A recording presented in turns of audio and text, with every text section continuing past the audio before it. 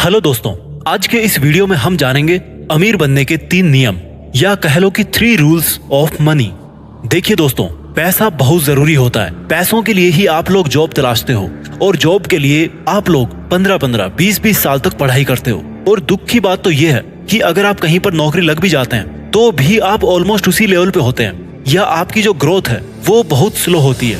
आज के इस वीडियो में हम यही जानेंगे कि ऐसे कौन से 3 गुरु मंत्र हैं जो आपको एक अमीर इंसान बना सकते हैं। इस वीडियो को आपको ध्यान से सुनना और समझना पड़ेगा। मैं इन तीनों रूल्स को जहां तक पॉसिबल हो पूरी डिटेल्स के साथ में समझाऊंगा। रूल नंबर 1, आपका जितना मंथली खर्चा है आप या तो उससे ज्यादा कमाएं या फिर जितना आप कमा रहे हैं उससे भी कम खर्च करें। दोस्तों, मैंने कई लोगों को देखा है जो पूरे महीने में ठीक ठाक पैसा कमा लेते हैं, लेकिन उनके खर्चे इतने ज्यादा होते हैं, उनके शौक इतने ज्यादा होते हैं कि उनकी वो अच्छी खासी कमाई भी कम पड़ने लगती है। दूसरा एग्जाम्पल लो, बहुत से ऐसे लोग हैं जिनके पास में पैसों की कमी होती है, वो चाह कर भी खर्चा कम नहीं कर सकते और इसके साथ साथ उनके पास फ्री टाइम भी होता है दूसरा काम करके पैसा कमाने का, लेकिन वो लोग जरूरत के बावजूद भी पैसा कमाना नहीं चाहते। सोचते रहते हैं कि मिल जाएगा पैसा, तो पैसा पैसा करते रहेंगे, लेकिन जब पैसा कमाने की बात आएगी ना तब बोलेंगे कि यार क्या होता है पैसों से। भाई बहुत कुछ होता है पैसों से। अभी आप क्यों जाते हो सुबह सुबह काम पे? आप क्यों एक नौकरी के लिए पिछले 15-20 साल से पढ़ रहे हो? देखिए, जो पैसे आप कमा रहे हो ना उसकी इज्जत कीजिए। आपके मेहनत पसीने की कमाई है वो। Never lose your money. मैंने कहीं पे पढ़ा था कि 2 चीज हमेशा याद रखनी चाहिए। पहली, नेवर लूज योर मनी, यानी कि अपना पैसा मत खोइए। और दूसरी बात, इस पहली बात को कभी मत भूलिए। आपने एक रुपया अपनी मेहनत करके कमाया है। आपका एक रुपया आपकी मेहनत पसीने की वजह से ही आया है। इस 1 रुपये के लिए आपने कई साल मेहनत करी है और यही 1 रुपया जोड़ जोड़ के बहुत सारे रुपए हो जाते हैं। बूंद बूंद से ही सागर बनता है और इन पैसों को आप किसी बेहतर जगह पे लगा सकते हो, इन्वेस्ट कर सकते हो और किसी काम में लगा सकते हो। एक किताब है रिच डैड पुअर डैड, जिसके राइटर रॉबर्ट कियोसाकी बोलते हैं कि उनका हर एक डॉलर, उनके यहाँ रुपए की जगह डॉलर होता है, तो वो बोलते हैं कि उनका हर एक डॉलर उनके लिए एक कर्मचारी है और वो हर एक डॉलर को एक कर्मचारी होने के नाते काम पे लगा के रखते हैं और फिर वही डॉलर टाइम बीतने के बाद बहुत सारे डॉलर में बदल जाता है। और आप हर एक रुपये को काम पे कैसे लगाओगे जब आपके पास में पैसा होगा? इन्वेस्ट तो करना चाहते हो लेकिन पैसा ही नहीं है। पैसा इसलिए नहीं है कि पैसा कमाते नहीं हो, क्योंकि फाइनेंशियल प्लानिंग पुअर है। किसी ऐसे इंसान को उधार दे के पड़े हो जो प्रॉमिस करके तो पैसा ले लिया, लेकिन अब उसके पीछे पीछे दौड़ रहे हो वापस पैसा लेने के लिए। इसलिए आपकी इस मेहनत की कमाई को पूरी सोच और पूरी समझ के साथ में बचाएं और खर्च करें। तो ये हो गया रूल नंबर 1, यानी कि आप जो भी कमा रहे हैं या तो उसी में काम चलाना सीखिए, दूसरों के सामने हाथ मत फैलाइए, या फिर आपकी कमाई कम पड़ रही है तो चलाइए हाथ पैर और सबसे ज्यादा दिमाग चलाइए, कमाइए और पैसा। रूल नंबर 2, उन चीजों के लिए कर्जा मत लीजिए जिनकी वैल्यू समय के साथ कम होती जाती है। दोबारा सुनिए इस लाइन को, उन चीजों के लिए कर्जा मत लीजिए जिनकी वैल्यू समय के साथ कम होती जाती है। इसको एग्जाम्पल के साथ समझते हैं। 2 आदमी हैं, दोनों ने 10 लाख रुपए लोन लिया। पहले बंदे ने उन 10 लाख रुपए से बहुत सारी शॉपिंग करी, मोबाइल खरीदा, लैपटॉप खरीदा, एक छोटी सी कार भी ले ली मैनेज करके, अच्छे अच्छे ब्रांडेड कपड़े खरीदे, जूते लिए और 3-4 महीनों में पूरा पैसा खत्म कर दिया। दूसरे बंदे ने क्या किया, उसने भी 10 लाख का लोन लिया था, उसको भी जरूरत थी अच्छे कपड़ों की, गाड़ी की, मोबाइल की, लैपटॉप की, लेकिन उस बंदे ने क्या किया कि इन चीजों में खर्चा ना करके एक टाउन के अंदर छोटी सी दुकान खरीद ली।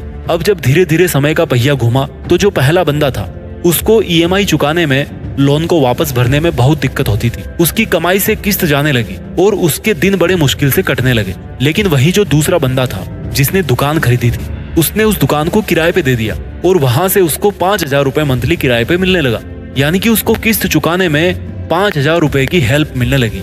अब मान लीजिए लोन था 15 साल का, तो वो जो पहला बंदा था उसके पास में कुछ नहीं बचा 15 साल बाद। उसने उन पैसों को वहां पे खर्च किया जिन चीजों की आज कोई वैल्यू नहीं है। जबकि जो दूसरा बंदा था उसका भी लोन खत्म हो गया, लेकिन आज 15 साल बाद उसकी वो जो दुकान थी उसकी कीमत 20 लाख रुपए हो गई, यानी कि उसको मंथली भी लोन चुकाने में हेल्प मिलती रही और जब लोन खत्म हुआ तो उसके पास में 20 लाख रुपए थे जिनसे वो कुछ भी कर सकता था, क्योंकि ये पैसे केवल उसके थे। अब देखिए क्या हुआ, पहले बंदे ने उन चीजों पे खर्च करने के लिए लोन लिया जिनकी कीमत समय के साथ कम होती गई, या कह लो कि वो चीजें यूजलेस थी। जबकि दूसरे बंदे ने पैसा वहां खर्च किया जहां पर उनकी वैल्यू हमेशा बढ़ती रही।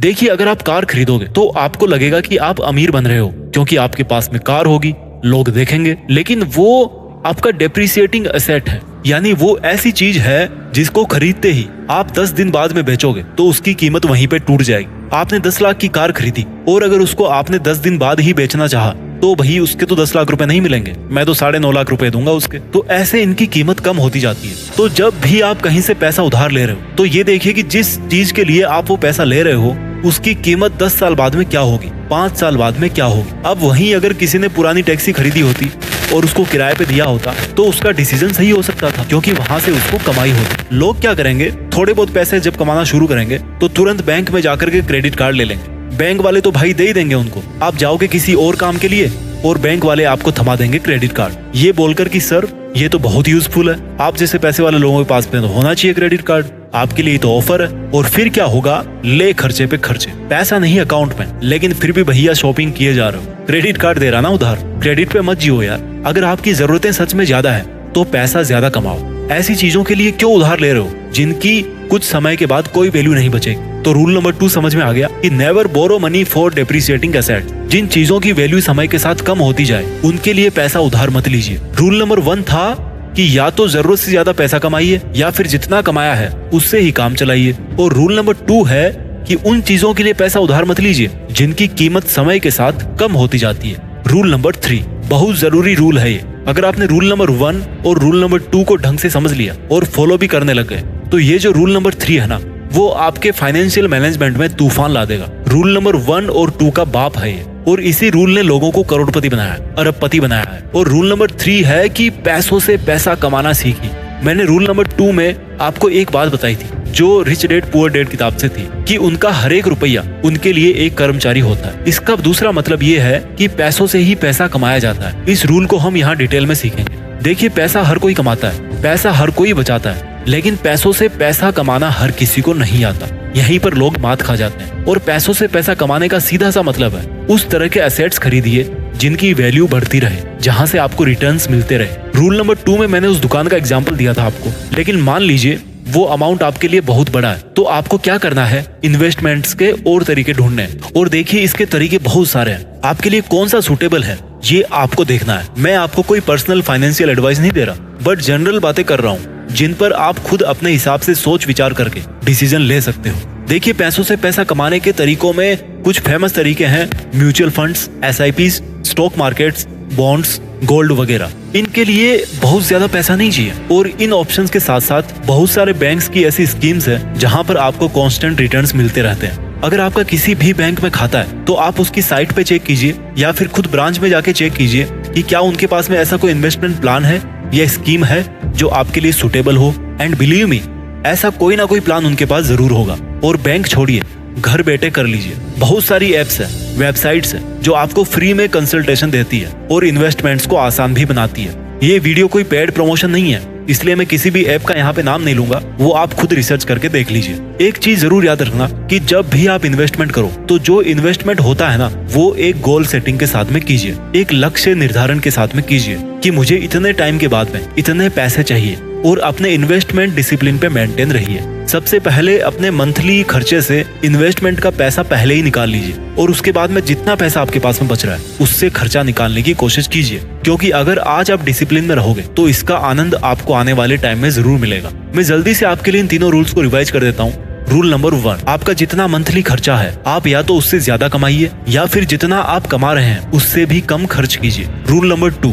उन चीजों के लिए कर्जा मत लीजिए जिनकी वैल्यू समय के साथ में कम होती जाती है। और रूल नंबर 3, समय पर इन्वेस्टमेंट्स करना शुरू कीजिए। आई होप आपके लिए ये वीडियो यूजफुल रहा होगा। आप मुझे कमेंट करके बताइए कि आपको और कौन से टॉपिक पे वीडियो चाहिए। मैं आपके लिए लाता रहूंगा ऐसे यूजफुल वीडियोस। सपोर्ट करने के लिए थैंक यू सो मच। अपना ख्याल रखिए और आगे बढ़ते रहिए। जय हिंद,